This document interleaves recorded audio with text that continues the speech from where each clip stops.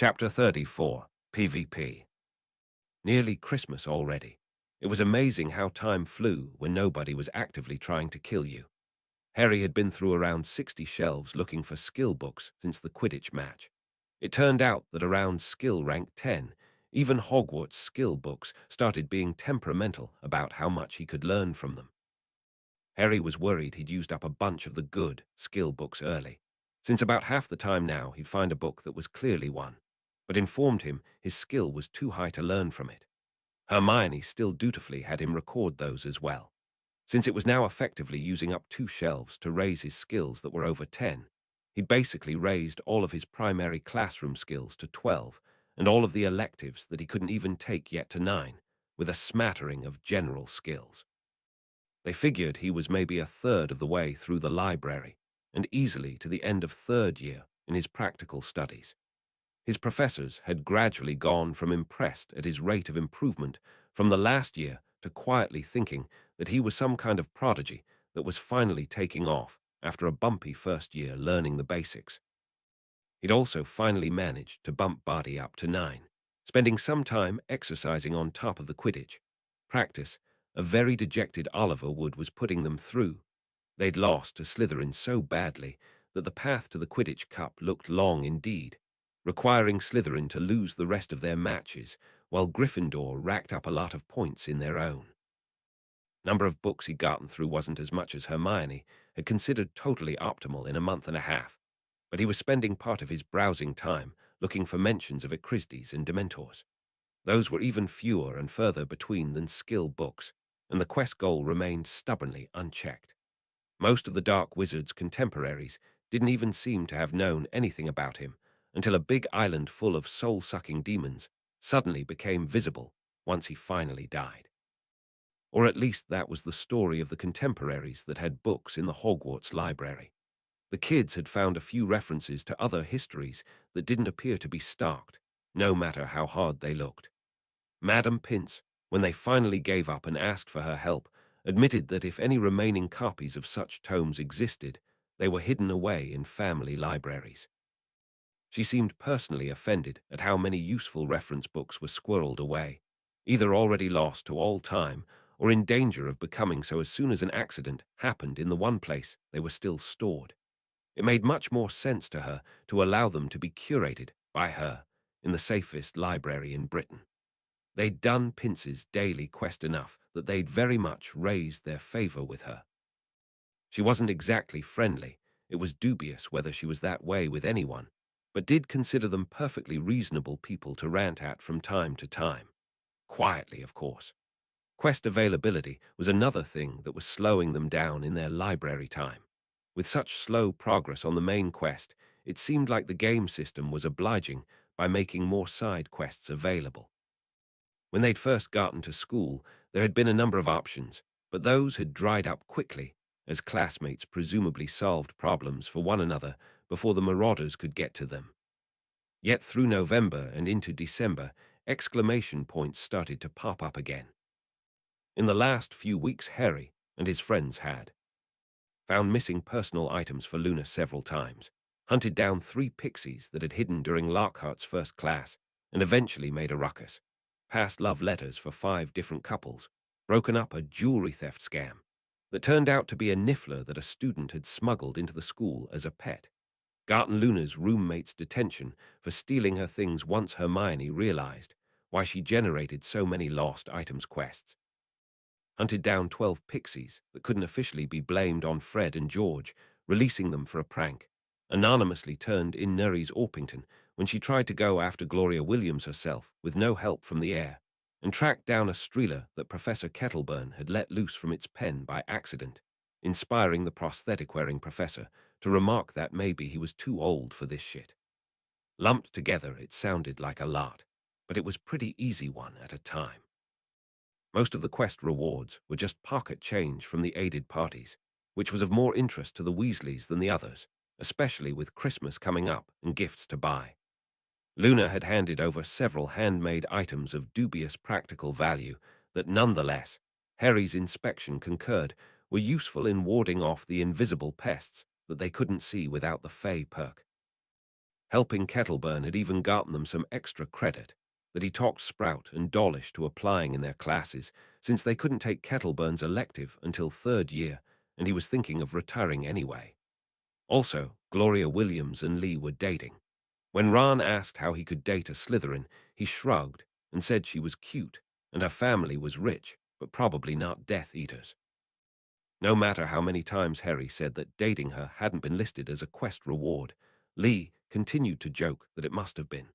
One strange development was that Harry had been about to put his name on the list of kids staying in the castle over winter holidays again, but Hermione signaled for him not to. "But I don't want to stay with the Dursleys," he asked, confused, after McGonagall had walked away with an empty list and only slightly suspicious glance at him. "My parents want you to stay with us," she shrugged, "but I think it's fine if they think you're at your aunt's house." Hermione had really been keen to quietly rebel against authority since she made no headway in persuading the staff that the school's house elves were basically slaves. "Oh, well, okay," he agreed. He'd protest more, but he'd quite enjoyed the one night he'd stayed with the Grangers over the summer, and the castle was likely to be even emptier than the year before.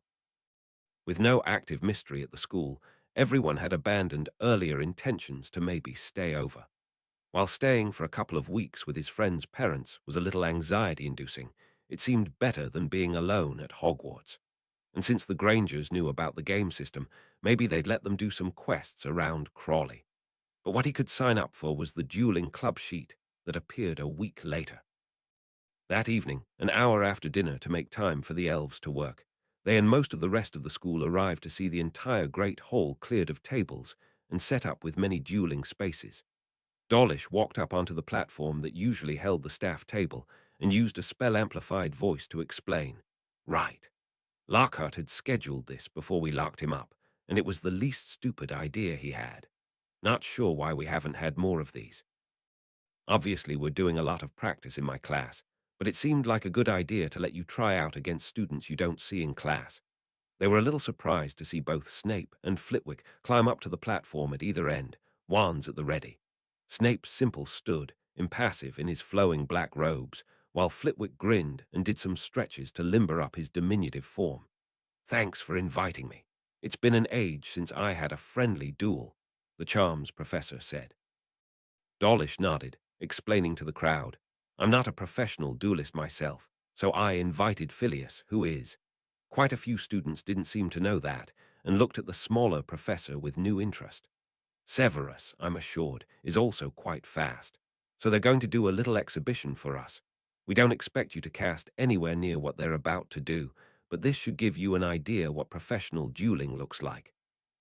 He backed out of the long rectangular mat that had been placed along the dais and swished his wand so runes along the edge lit up, and a faint shimmer appeared in the air. Harry peered and inspected the field. Mobile dueling wards erect a temporary barrier against spell energy. Easily broken by intentional attacks against them, they are nevertheless useful in containing stray spells. "Whenever you're ready, gentlemen," Dawlish instructed. The two professors bowed to each other, settled into dueling stances, and then began. It was honestly so fast that Harry had to review his combat log to be sure what had happened. Severus Snape casts Disarming Charm at Phileas Flitwick. Failure dodge. Phileas Flitwick casts Knockback Jinx at Severus Snape. Failure Shield Charm. Severus Snape casts Full Body Bind Curse at Phileas Flitwick. Failure Wand Deflection. Phileas Flitwick casts Freezing Spell at Severus Snape. Failure dodge. Severus Snape casts Silencing Charm at Phileas Flitwick. Failure dodge. Phileas Flitwick casts Tripping Jinx at Severus Snape. Failure dodge. Phileas Flitwick casts Water-Making Spell at Severus Snape. Partial hit. Phileas Flitwick casts Fire-Making Charm at Severus Snape. Failure Shield Charm. Phileas Flitwick casts Stunning Spell at Severus Snape. Success, or in practical terms, Snape shouted, "Expelliarmus," at an already moving Flitwick, who was silently casting a knockback jinx that Snape barely shielded against. Snape managed to recover into a Petrificus Totalis. Flitwick somehow managed to catch on the tip of his wand and knock into the wards while smoothly casting a bolt of ice at his opponent. Snape barely dodged, got off a silencio, to try to stop the charms professor's casting, but missed. With Snape off balance, and having closed the distance to the middle of the platform, Flitwick produced 4 spells in a row, casting faster than anyone in the crowd had ever seen. An attempt to trip, a jet of water, a gout of flame, and then a stunning spell. Off balance, barely able to dodge and shield, and lightly soaked, Snape probably thought he would have to deal with another freezing charm, only to be nailed with the red light of Flitwick's Stupefy. It was the only spell the half-goblin had actually had to cast verbally. The crowd was now really impressed by the charm's professor in a way they never had been before. After lowering the wards and reviving Snape, Dawlish explained, "I hope you lot understand the skill gap you're working towards now. I also want to point out that, without slighting Phileas, he's a master of this particular format. But I wager things might go differently if Severus had a battleground with obstacles, darkness, and no spells barred." "Quite," Snape sneered at the backhanded compliment that clearly implied that he was better at being an assassin than an honest duelist. He nonetheless politely bowed to Flitwick, who returned it before retreating to begin casting spells to dry off his robes. Dawlish ordered the crowd, "We do not have dueling wards on your spaces, so what I want you lot to do is pair off and limit yourself to easily cancelled spells. Try not to hit people in neighboring lanes. If I see you doing it on purpose, it's detention with Filch." It was kind of amazing how quickly the old cop had settled into what he needed to do to keep students in line. "Everyone in my classes should know a little bit they can do by this point. Upper years, I expect to see solid shields. Silent casting if you can manage it. Pick your partners." Harry obviously picked Ron, which left Hermione and Neville after her roommates paired off and Seamus chose Dean. And Ron was trying, he really was. But within 5 minutes, it was kind of clear that Ron was never going to land a hit on Harry unless he let him, and he was having to deliberately miss to make Ron think he was doing well. To be honest, it wasn't a surprise. Nobody wanted to duel him in Dawlish's class anymore either. "Worried this might happen," the Auror himself noted dryly, having wandered between the dueling aisles and spotted Harry not being challenged by his best friend. "Any other second years think they can take Potter?" he shouted to the crowd. The Hufflepuffs they shared class with shook their heads. Some of the Ravenclaws started to consider it, but it was, of course, Malfoy who popped off with, "I'll put him in his place." He had the grace to look slightly shaken when every kid that Harry had defense class with looked at him in pity. Harry shrugged and followed Dawlish up to the exhibition platform. On the other side, Draco was receiving some quiet advice from Snape and grinned evilly at Harry as the professor clearly demonstrated a wand gesture. He pranced up to the platform and sneered, settling into a dueling stance. "Scared, Potter? Ready for me to beat you like I did at Quidditch?" Harry frowned and asked, "Did you bring a Dementor to get the win for you this time too?" Before the trash-talking could escalate, Dawlish interrupted with, "Formal rules, so you bow first. I know it's not necessary in actual combat, but this is sport." Like fudge, Dawlish couldn't afford to alienate Lucius Malfoy's son, but after 2 months in the school with the spoiled brat, he knew how much he was about to enjoy the coming match. As before, keep it to easily dispelled effects. He stepped back, raised the wards, and ordered, "Begin." Draco sketched a quick bow and then immediately started casting before the word had even fully left Dawlish's mouth. Not that the blatant cheating helped him. Draco Malfoy casts Knockback Jinx at Harry Potter. Failure dodge. Draco Malfoy casts Dancing Feet spell at Harry Potter. Failure dodge. Draco Malfoy casts Freezing Charm at Harry Potter. Failure dodge. Draco Malfoy casts Disarming Charm at Harry Potter. Failure dodge. Draco Malfoy casts Fire-Making Charm at Harry Potter. Failure dodge. Draco was clearly getting furious that everything he was throwing Harry just negligently stepped out of the way of. He wasn't even casting, just waiting for a chance while the Slytherin boy tired himself out. Draco Malfoy casts Snake Summoning spell. Harry Potter casts Knockback Jinx at Summon Snake. Success. Harry raised an eyebrow at Draco managing to conjure an evil-looking and likely venomous snake and cast Flypendo, without missing a beat to send it sailing back at Draco, who panicked, unable to dodge Harry's Expelliarmus. Harry Potter casts Disarming Charm at Draco Malfoy. Success. "And that's the duel," Dawlish ordered as Harry caught Draco's wand. He quickly lowered the wards and cast Finite to dispel the snake before it could bite its summoner. 20 combat XP awarded, that was half what Harry had gotten from other fights of people his own age. so maybe dueling halved it. At least he was getting XP in this format. He never gotten any practicing in the game system dueling mode with his guildmates. Anyone else from second year want to have a go? Dawlish asked. Getting no takers, he suggested. Third year. The next 30 minutes was the longest in Harry's life. Other that Cormac McLagan, soundly defeated. None of the Gryffindors wanted to try against Harry since they were keen to see him beat the other houses.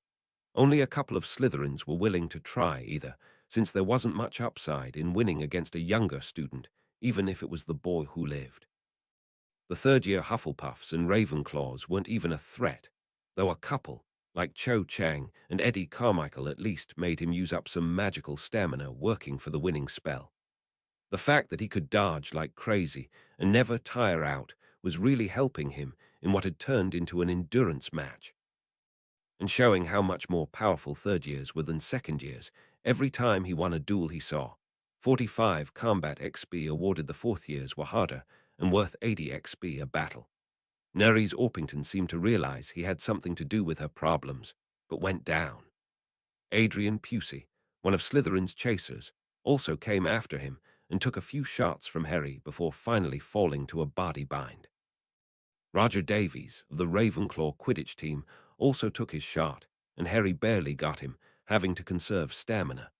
He finally went down against Hufflepuff Golden Boy Cedric Diggory, and going down just meant that he tapped out. Cedric had figured out how to cast a shield spell, and Harry didn't have anything that could get through it, especially as low on magical stamina as he was. Cedric couldn't land a hit on Harry either, but after over 5 minutes of stalemate, Harry set his wand down and bowed out. At least he'd accumulated over 600 XP for the evening. As both boys climbed off the dais to great applause, Harry realized a lot of people were looking at him with new consideration.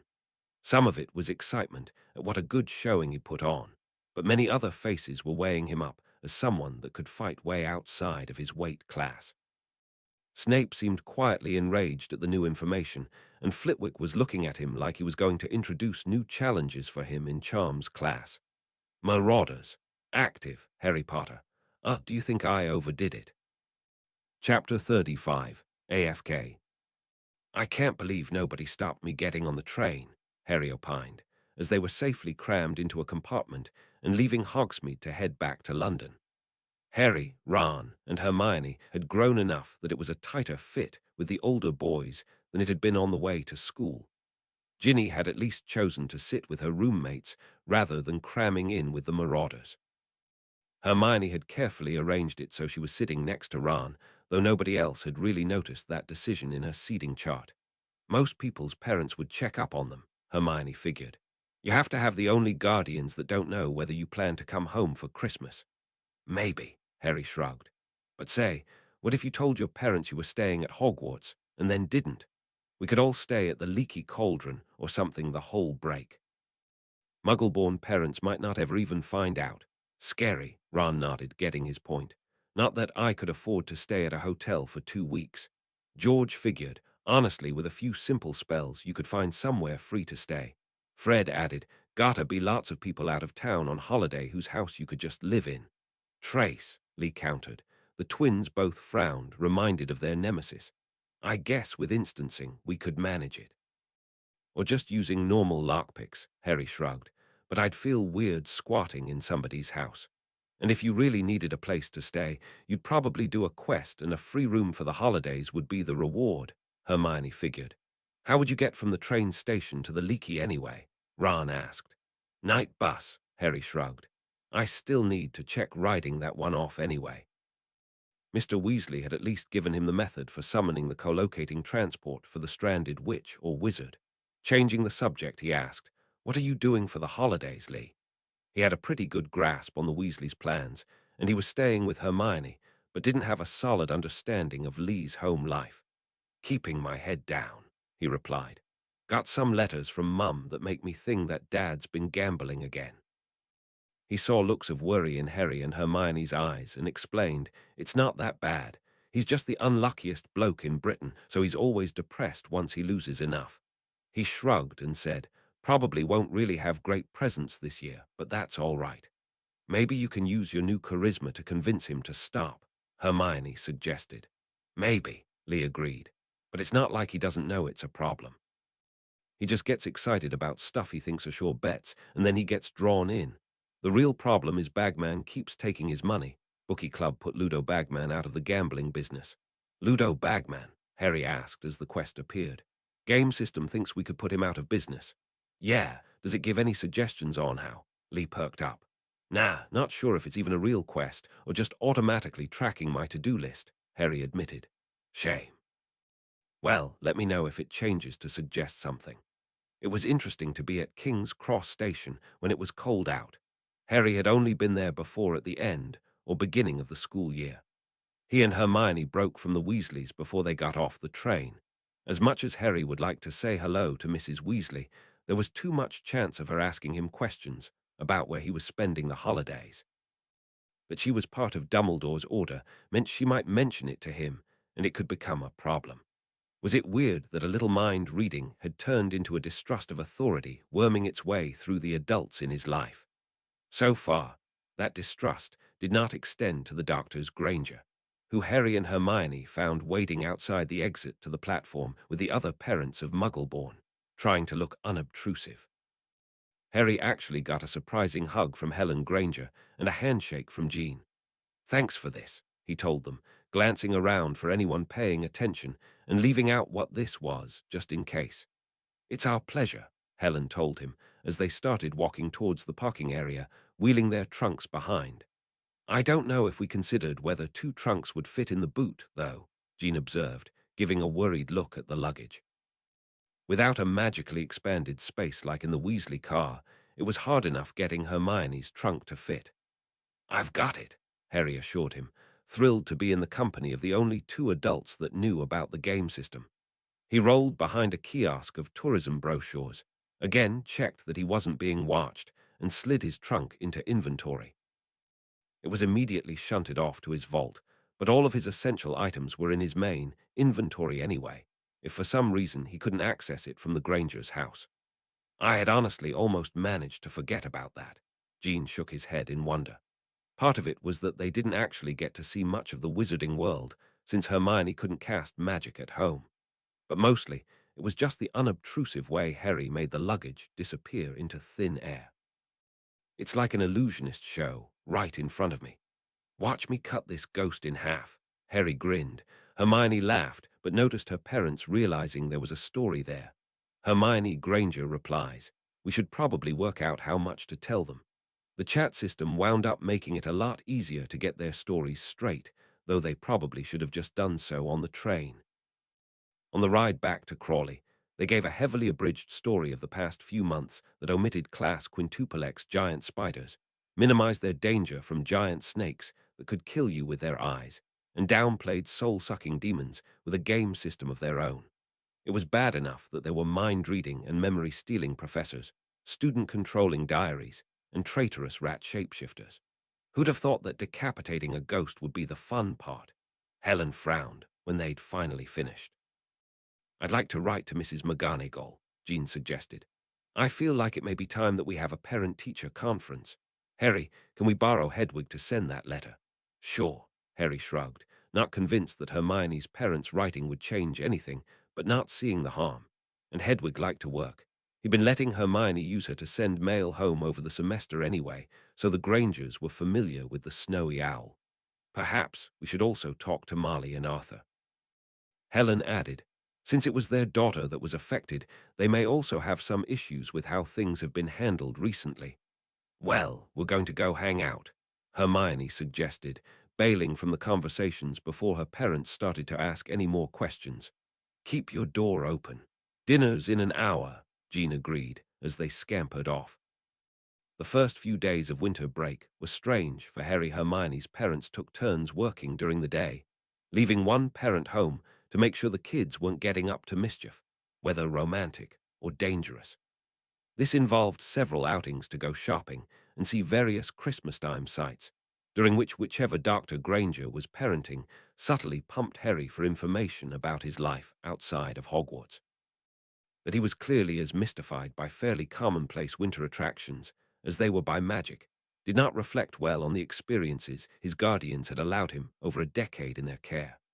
In the evenings, the adult Grangers mostly plotted to confront the Hogwarts professors, leaving Harry and Hermione up to their own devices as long as they left the door open. Hermione, of course, insisted on getting their homework done first thing, but then they were kind of at a loss. They'd gotten so used to spending all free hours in the library looking for magical secrets and skill books that they didn't know how to just exist. Then Harry remembered that he'd kept Dudley's Commodore in his vault for months and pulled it out to set up for Hermione to play. Fortunately, time inside Gringotts didn't seem to have fried any circuits.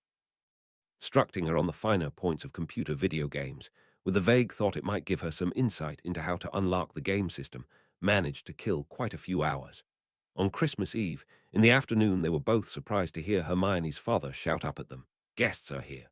"Your grandparents or something?" Harry asked. "I don't think so," she shrugged, saving and closing the game. "Dad's parents don't really like to leave France, and Mum's family's mostly still in Greece." Both sides moved to England just long enough to have kids, huh? Harry wondered. "One of the things they bonded over at uni, I think," she shrugged, herself not totally clear why both sets of grandparents had moved back to their home countries after their kids were in college. As they clattered down into the kitchen, they were both shocked to see a man and his large black dog. Hermione had seen neither before, and Harry had only seen them in that one weird dream. Remus Lupin Obdura, Level 12, Order of the Phoenix, Gryffindor Marauders, Greybacks Pack, Dog, oh, hello, Remus started, looking slightly nervous at the surprise meeting and shocked at seeing Harry with another decade's growth since their last encounter. "I'm Remus," Harry grinned, himself overwhelmed with the pleasant surprise visit. "And serious, probably. I didn't know you were back in the country." "Yes, well, the rat's trail went cold around Hungary, and we needed to go to the bank anyway," he began to explain, and Sirius couldn't handle it anymore. The animagus started barking exactly like a dog that hadn't seen his humans for a long time, shoving forward for Harry to pet. "Sirius, stop acting like an animal," Lupin commanded. Sirius Black Aura, Level 10, Order of the Phoenix, Gryffindor, Marauders. Harry blinked, and the dog had transformed into a man, who looked much more put together than the prison pictures that had been in the Daily Prophet. He'd shaved and cut his hair short as a disguise. A few months with Lupin watching out for him had been good for his complexion, though his eyes were a little mad with excitement as he grabbed Harry into a crushing hug. "Pop." Hi," Harry said, shoved against the man's dark coat, which still managed to smell very much like dog. Not used to physical affection, there was nonetheless something about the scent that triggered long-forgotten memories from infancy, and he found himself not minding at all. "Is it safe for him to be here?" Hermione checked, rapidly working out what was going on and liking the vibe of the men that she'd previously only talked to via Harry. Remus, in particular, had a very tweedy and calm demeanor that overcame the dangerous look of his scarred face. The werewolf nodded, explaining, "He's only been in human form for the trip inside the bank, and the goblins are unlikely to tell on us. I made sure this house isn't being watched on the way in." He smirked and added, "But he'll have to go back to being Padfoot for walkies." "How did you?" Harry asked, still being clutched by Sirius, as if he was an anchor to reality. Helen smiled and admitted, "We may have hijacked Hedwig after Hermione explained the situation to us and sent Remus our phone number. We've been in contact for over a month to plan this. Happy Christmas, Harry." For all that they were a down-on-his-luck werewolf academic and an escaped convict who spent most of his time transformed into a dog, it was immediately evident to all three Grangers that the men were infinitely better guardians than the Dursleys. They actually liked Harry, and that counted for a lot. Now to just figure out how to put Harry in their care. "So, Remus began, intuiting somehow that the Grangers probably already knew the answer. "It's excellent to finally see you as more than a disembodied voice in our heads, which I know for a fact that the map wouldn't let you do." So, Sirius had finally released Harry and taken a step back, also very curious about the mystery. Harry glanced at Hermione for confirmation that she still thought it was a good idea. They discussed with their friends telling the original Marauders if it came up. They just didn't expect it to come up so soon. Since she nodded, he began to explain. "Well, A really weird thing happened to me on my birthday this year. Chapter 36. Lark. This place is a dump, Harry gasped. No offense. None taken, Sirius replied, himself kind of at a loss. I didn't expect it to have gotten this bad. The day after a very lovely and fulfilling Christmas, Sirius had brought Harry, Remus, and all three Grangers over to see his ancestral home in the Grimmauld Place neighborhood of townhomes up in Islington. While the whole area was kind of ripe for gentrification, aging homes facing onto an overgrown park, number 12 really set the bar low. In fact, given how the peeling paint and sense of disaster intensified on its side of the tract, it was very likely that the old manor was, to forgive the pun, a black hole on property values. They'd only gotten into the foyer before the dismay set in. Jean and Helen had only been able to enter with the others basically dragging them in. The muggle-repelling charms were that strong, and they were even now rationalizing the effect as their keen intuition about not wanting to wander into a haven of filth. Is the paint actually supposed to be forest green? Hermione's mother nearly wailed, as she realized that the midnight color of everything was a patina of grime, dust, and mold on all visible surfaces. I was a kid, yeah, Sirius admitted. My mother only died 7 years ago. Maybe she decapitated Creature before she went. What Creature? Hermione asked just as Harry asked. Whose Creature? Harry had seen the correct spelling in the chat log and realized it was a name. Family house elf, the black sign added. Creature. A stooped and wizened house elf in a filthy old towel tub poked his head out from one of the doors down the hall from the entryway. Thought it was you, he croaked. Creature would only be so lucky to die without having to see you again. Creature house elf, level 15. How did the house get in this state? Sirius asked, ignoring the disrespect. Did you leave a house elf here for years alone, expecting him to just take care of the house? Hermione demanded with some heat. It's his home too, Sirius argued, not really being aware of Hermione's concerns about house elves. Most elves would sooner die than let the state of their home get this bad. Punish themselves, she said darkly, remembering Harry's stories of Darby. Would that Creature had died, the old elf moaned, but realized that he couldn't avoid answering Sirius' direct question. Mistress says she likes the place like this, keeps out interlopers, or it should. Early onset dementia, maybe, Jean mused out loud, having done some study of hoarding behavior in pre-med. How old was she when she died? Helen figured. I think about 60, Sirius answered. Really young for a witch. He sighed and said, maybe the library is in a better state. It's just upstairs. The Boxing Day trip was in the hopes that the Black Library might have some of the references to Acrisdes that Hermione couldn't find in the Hogwarts collection. I don't think it's safe, Remus cautioned. This much filth in a magical house, there could be Darksies at the very least. Seeing everyone look in confusion, he explained, they're magical pests with highly venomous bites and no fear of attacking people. Getting Darkst clear a safe path to the Black Family Library. Quest log agrees, but thinks we can make it to the library if we clear a path, Harry announced as the quest popped up. The liberal use of space-expanding charms in the house was making his map somewhat Escher-esque as it attempted to fit the floor plan into the limited real-world space around, but he at least didn't see any immediate red dots for hostile targets. I can make an instance so we can help. That's the thing that lets you ignore the trace, Sirius grinned. I don't think you'd actually need it here, since the Ministry probably can't see through the house's wards, but safety doesn't hurt. Can't we only instance the party anyway? Hermione wondered. Harry nodded. Oh, right. We'd better drop and then see who has the highest charisma. He left their normal party. They'd made Lee the leader, since his maxed-out charisma let him keep the entire set of marauders at the school in the party together, and said, Sirius, Remus, would you both be in my party? Ah, sure, they agreed, sold on the reality of his weird abilities but having no context for a lot of them. As soon as they showed up, Harry made Sirius the leader and suggested, invite the Grangers, please, Sirius. Do you want a party?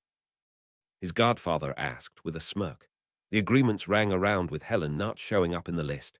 Guess you're limited to 5, Harry figured. So was Ron, before we made Lee the leader. If it's linear, it has to be 1 member per 3 points of charisma, Hermione agreed. So that puts Sirius at somewhere between 13 and 15, assuming you start with just yourself at charisma 1 and get to 7 members at Charisma 19. She realized everyone was nodding at her without challenge, when she was used to Ron fighting her about her assumptions, so she belatedly admitted, I don't actually have enough data points to support that until Harry gets to Charisma 10 and we see if he can have an additional party member. Everyone was still nodding politely, so she huffed, Math is important. I know, dear, Helen told her. So I'm not in the party. I can stay here and not fight magical bedbugs. They're more like little pixies, Remus corrected her. And yes, we should be able to protect this room if you want to hang back. Delightful. I'm sure there's so much to see just here, like this. Lovely portrait. Helen had sidestepped an umbrella stand made from a taxidermied troll's leg to look at the painting set back far enough to be visible to some extent or other up and down the hallway. The expansive frame contained a full-scale rendering of a sleeping woman who appeared to have a host of health problems. I think this poor woman had jaundice, she noted to clarify her earlier sarcasm, the yellow skin being just one clue she could spot with her medical education. That's not lovely, that's my mother, Sirius realized, as he also moved to take in the painting. What? The woman murmured sleepily, the magics on the painting finally catching hold and reanimating her. Bloodshot and yellowing eyes opened to peer out and recognize Sirius, and then she hissed, You, how dare you return to my house? Muggle lover, blood traitor, shame of my flesh. What scum have you brought with you to defile this ancient home? Good to see you too, mother, Sirius sighed, apparently not at all surprised by the ear-splitting tirade. Yeah, this is the first thing coming down. He casually reached up to try to detach the painting from the wall, but then couldn't seem to get a purchase on the frame. He swished his wand to try, mobile picturer, but the spell just glanced off the painting harmlessly. Little help, Mooney, he shouted over the increasingly unhinged tirade coming from the portrait and the grumblings of the other waking paintings along the hallway. Remus flicked his wand a few times, casting detection spells, and yelled, some kind of permanent sticking charm. Probably spell wards hidden underneath it. Impressive bit of setup. You'd have to get it down to be able to take it down. Getting doxed clear a safe path to the Black family library. Oh, optional, take down Wahlburger Black's portrait. Game system thinks there's a way, Harry announced. He cocked his head at it and compared its placement to the map. His incidentally acquired Carpentry 6 kicked in as he suggested. Looks like she put it on a load-bearing wall too. But I think you could probably conjure some supports, cut the wall out, and then put more permanent bracing in. Hear that, mother. All you've managed is to give us incentive to make the dining room open plan, Sirius screamed over her, shouting. Show us what to do, pup. After checking to make sure the dining room wasn't full of hidden threats, Harry directed Sirius and Remus to conjure the requisite scaffolding on either side of the portrait, then watched as Sirius cackled with glee as he used cutting charms to chop through the brickwork of the wall. As it was balanced precariously, ready to break free, he ran into the dining room so he could kick it from the other side. Still yelling aspersions, Wahlburger Black's portrait fell face, first onto the rug in the wide hallway, half a ton of brickwork pressing her down and finally muffling the shrieking. Covered in plaster dust, Sirius was grinning like a loon from the other side. Creature appeared behind him, started wringing his ears in his hands, muttering the same tirade as his mistress, but quieter, clearly discomforted by the easy fall of the painting. Well, that was fun, Sirius said, dusting himself off. We should get some kind of long-term solution in there before the conjurations fade, Remus suggested, his mouth twitching at seeing Sirius happy for the first time since entering the house. Why don't Helen and I see if there's anywhere open that we can purchase a load of bricks while you clean house? Jean suggested, already reaching his tolerance for magical shenanigans. Just, don't get magical tetanus or anything, please. Everyone thought that was a fine plan, so the doctors let themselves out as the wizards and witch oriented themselves to explore. Library is 2 floors up, Sirius pointed, and a waypoint and pathing trail appeared on Harry's map. If we do encounter Darksies, I'm hoping you both know the knockback jinx, Remus asked. Both Harry and Hermione nodded. If we encounter anything else, well, follow our lead. They did encounter Darksies, lots of them. A bizarre cross between pixies and gremlins, they splattered nicely against the walls in droves under the fusillade of knockback jinxes. Most came out of the curtains of the sitting room next to the stairway. Harry finally got what Sirius had said about decapitating creature when he noticed the stuffed house elf heads mounted above the staircase. Hermione gave a shocked gasp, and Sirius apologized. My family convinced the elves it was an honor. Creature, following them, merely quietly clucked in annoyance at the splattered Darksies around the sitting room. It was unclear whether he planned to do anything about it without specific and direct orders. It was on the first landing that things almost went very wrong. Harry was toward the back of the group, climbing the stairs, when he heard a thump from one of the doors near the stairs. With only a moment's warning of the appearing red dot, a figure tumbled out into the hallway, little more than a couple of yards from Harry. If the swirling bits of user interface were the first clue, the weird modem screeching and flickering of his game system were the second. "Dementor!" he yelled, nearly falling down the stairs in his haste to get away. "That's not a Dementor," Remus said, whirling and spotting the threat from higher up the stairway. "I've never seen anything like that." He was casting futile spells at it, each one seeming to glance off. "It's how Harry sees Dementors," Hermione explained, herself unaffected by the fear that was supposed to come with them and trying to puzzle out what was going on. She was also trying to not get bowled over by Harry, retreating into her down the stairs. "Oh, of course." Remus stepped boldly in between Harry and the apparition, and it immediately transformed into the full moon to scale for the hallway. "Ridiculous," he incanted, swishing his wand and turning it into a wheezing white balloon that sailed back into the room and slammed the door shut. "Colloportus," he said, magically locking the door. "That was a boggart. We'll deal with it later. Should have figured one might have shown up." "They take the form of your worst fear," Hermione realized, steadying Harry as he recovered a third of the way down the stairway. "And don't respect the mental fortress," he grumbled. "So that's what the actual Dementor looked like to you," she checked. When he nodded, she said, "It was honestly a little pretty in a terrifying sort of way." "You're seeing stuff like that all the time, pup?" Sirius asked. "Not as broken up, but yeah," Harry agreed. "Wild," his godfather nodded. "You okay to keep going?" They made it to the Black family library without any other major encounters, and the quest completed with a reasonable bounty of XP. The room didn't actually look as run-down as the rest of the house. Perhaps Creature respected the books too much to allow them to become covered in rot, or maybe the preservation charms on the shelves were proof even against a negligent housekeeper. "I thought it would be bigger," Hermione said, taking in the room. Though densely packed with shelves, it really was only as big as you might expect in a single upstairs room of a townhome. "Not a good idea to put serious space expansion on a room with this many spellbooks," Sirius shrugged. "And basically everything in here is a rare volume. It was never particularly useful for doing my summer homework." "I guess we should get to looking," Hermione said, rolling up her sleeves and pulling out her parchment with the names of the books that the Hogwarts library collection didn't have. Sirius shook his head and warned her, "I may be the only one that can safely touch most of these. Give me the list." She handed it over and nodded in appreciation when, rather than trying to visually find them, he just started casting summoning charms.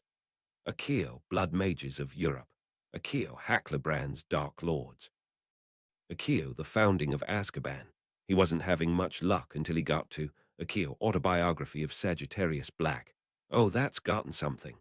A thick volume bound in black leather, most of the books were in black leather, lazily unshelved itself and floated over to him.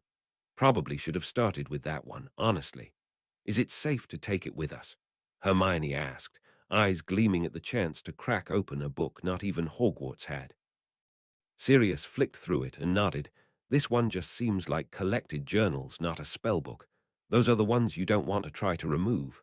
But I'll carry it outside, just in case." She nodded and asked, "So, what are the rest of you going to do for the next few days while I read that?"